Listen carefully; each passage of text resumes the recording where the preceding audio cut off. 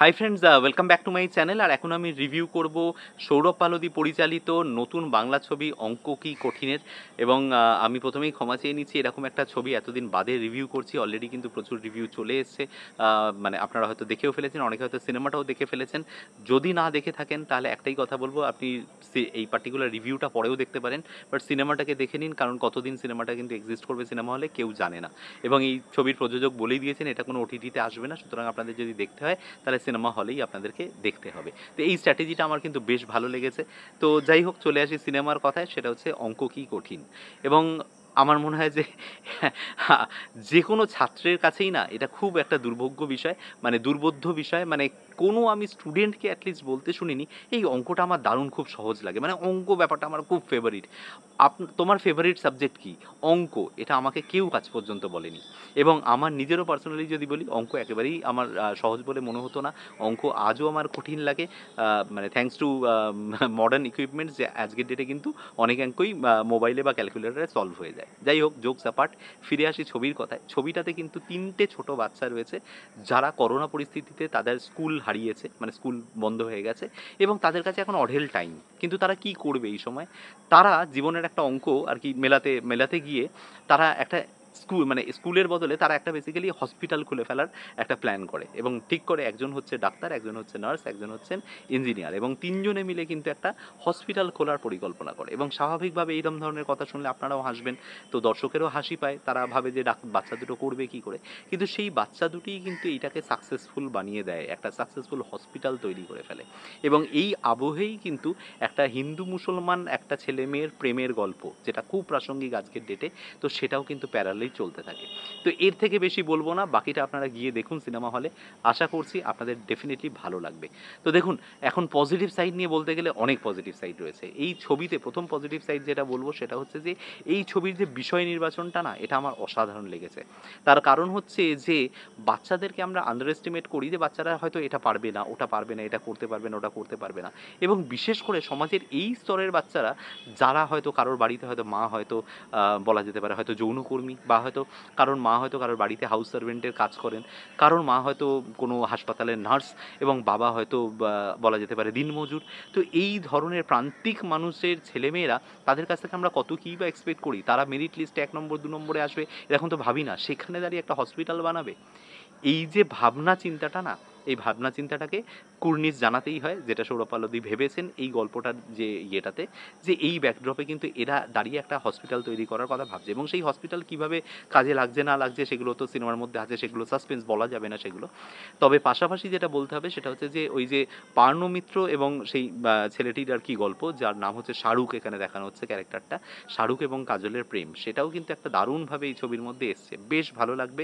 এবং ছোটদের ছবি মানেই সেখানে শুধুমাত্র ছোটদের কথা বলতে হবে, সেখানে বড়দের কথা বলা যাবে না, ইস প্রেম করছে দেখানো যাবে না, তা নয়।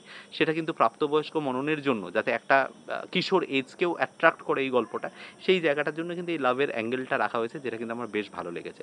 এটা খুব বুদ্ধিদীপ্ত একটা অ্যাপ্রোচ, যে সব ধরনের অডিয়েন্সকে একটা ক্যাটার করা যেতে পারে। তো এই জায়গাটা আমার বেশ ভালো লেগেছে। নেক্সট যেটা বলবো সেটা হচ্ছে যে এই পার্টিকুলার সিনেমার কিন্তু ডায়লগ রাইটিং যথেষ্ট ভালো। এবং আরেকটা জিনিস বলতে হবে, ডায়লগ রাইটিংয়ের মোড়কে কিছু সার্কাজম আছে। ফর এক্সাম্পল আমি একটা কথা বলতে পারি, যে অক্সিজেন সিলিন্ডারকে বাচ্চাগুলো ভুল করে বারবার উচ্চারণ করছে অক্সিজেন সিন্ডিকেট, এবং বারবার বলছে এই অক্সিজেন সিন্ডিকেটটা কোথায় পাবো, এই সিন্ডিকেটটা কোথায় পাওয়া যাবে, কিভাবে পাওয়া যাবে, আচ্ছা সিন্ডিকেট বিষয়টা কী। এই যে কথাটা অক্সিজেন সিন্ডিকেট, এই কথাটা যে কতটা রূঢ় বাস্তব, এটা কিন্তু আমরা জানতে পেরেছিলাম করোনার সময়। এবং বিশ্বাস করুন আজকের ডেটে আবার করোনা রাইজ করছে, এবং আমি শিওর যে এই অক্সিজেন সিন্ডিকেট কিন্তু আবারও কিন্তু চাগার দিয়ে উঠবে। এবং আমি নিজে ভুক্তভোগী, আমি নিজে কিন্তু বলা যেতে পারে আমি একজন মানে একদম মুমূর্ষু রুগীকে একটা অক্সিজেনের সিলিন্ডার জোগাড় করে দিতে আমাকে কিন্তু হিমশিম খেতে হয়েছিল। জোগাড় করে দিয়েছিলাম, থ্যাঙ্কস টু গড, যে তিনি আজও মানে জীবিত রয়েছেন, আমার এক স্যার আর কি। তো সেটা পেরেছিলাম, কিন্তু সেই সিন্ডিকেটের খপ্পর থেকে সেই অক্সিজেন সিলিন্ডারটা বের করে আনতে যে কতটা সমস্যা হয়েছিল, সেটা কিন্তু আমি এই ছবিটা দেখতে গিয়ে রিলেট করতে পারি। এই ছবিটা সেই কারণের জন্য সাধারণ বাস্তবিক মানুষের কাছে কিন্তু খুব রিলেটেবল, যেটা একটা ছবির কিন্তু সবথেকে বড় হওয়া উচিত। সবসময় যে রাজনৈতিক বিরোধিতা বা এই সেই অনেকেই হয়, মানে সৌরভ পালোদি যেহেতু একটা বিশেষ রাজনৈতিক মতাদর্শে কিন্তু বিশ্বাস করেন, তো এই ছবিতে বারবার কিন্তু সেই রাজনৈতিক দলের ফ্ল্যাগ এসছে, দেওয়াল লিখন এসছে, সেগুলো ডিফারেন্ট ইস্যু। কিন্তু যেটা অ্যাকচুয়াল ইস্যু, সেই ইস্যুটাকে তো ইগনোর করা যায় না। এই অক্সিজেনের জন্য যে হাহাকার তৈরি হয়েছিল করোনার সময়, সেটাকে কিন্তু অস্বীকার করা যায় না। এবং ছবিতে একটা কমেডির মোড়ক রয়েছে এই অক্সিজেন সিলিন্ডারকে ঘিরেই, যেখানে কয়েকটি মানে অক্সিজেন সিলিন্ডার যারা ক্যারি করে সেই তারা আর কি বলে দেয় যে, "অক্সিজেন সিলিন্ডার নিবি? হ্যাঁ, নিয়ে নে।" তারা ভাবে যে এই বাচ্চাগুলোর পক্ষে অক্সিজেন সিলিন্ডার নিয়ে যাওয়া সম্ভব নয়। কিন্তু সেই বাচ্চাগুলোই সেই অক্সিজেন সিলিন্ডারকে ৪ তলা উপরে একটা বাড়িতে কিন্তু তুলে নেয়। এই যে ব্যাপারটা না, যে বাচ্চাদেরকে আন্ডার এস্টিমেট করা, সেটা কিন্তু দারুণভাবে দেখানো হয়েছে এই পার্টিকুলার ফিল্মে। তো অসাধারণ এরকম কিছু ট্রিটমেন্ট আছে এই ছবিতে। এবার যদি বলেন যে আপনি রিভিউয়ার, তাহলে একটা মানে সব ভালো, ভালো বলছেন, একটা খুঁত বের করুন। আমি খুঁত বলব না। তবে এটা ডেফিনিটলি আমি জানি একটা খুব কঠিনতম কাজ। এটা সত্যজিৎ রায়ও বলেছিলেন যে বাচ্চাদেরকে দিয়ে অভিনয় করানো খুব কঠিন কাজ। এবং ৩ টে বাচ্চা কিন্তু মানে চুটিয়ে অভিনয় করেছে। বাট এই ৩ টে বাচ্চার ডায়ালগ থ্রোয়িং যখন তারা বলছে, কিছু, কিছু সিনে খুব লাউড এবং মনে হচ্ছে ওরা অভিনয় করার চেষ্টা করছে। এই জায়গাটাকে যদি একটু ওয়ার্কশপ করিয়ে বাচ্চাগুলোকে যদি একটু ন্যাচারালাইজ করা যেত, যে বাচ্চাগুলোর অভিনয়টা যেন কখনো অভিনয় না মনে হয়, তাহলে আমি বলতাম যে এই ছবিটা কিন্তু একেবারে বলা যেতে পারে ফাটাফাটি একটা লেভেলে তৈরি হতে পারত। যেরকম আমরা সহজ পাঠের গল্পের ক্ষেত্রে দেখেছিলাম যে বাচ্চাগুলো কত সাবলীল, মানে মনেই হচ্ছে না যেন তারা অভিনয় করছে। এই জায়গাটা কিন্তু কোথাও আমার মনে হয়েছে যে একটু মানে উইক। আদারওয়াইজ বাচ্চাগুলো খুব ইনোসেন্ট, ওদের ভুল ধরতে চাই না।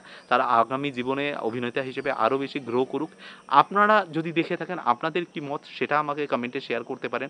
আমার এই ভিডিও থেকে কোনো কিছু ভালো লেগে থাকলে ভিডিওটাকে লাইক, শেয়ার এবং চ্যানেলটাকে সাবস্ক্রাইব করে নিতে পারেন। দেখা হচ্ছে আপনাদের সাথে পরের কোনো ভিডিওতে। Till then, bye by.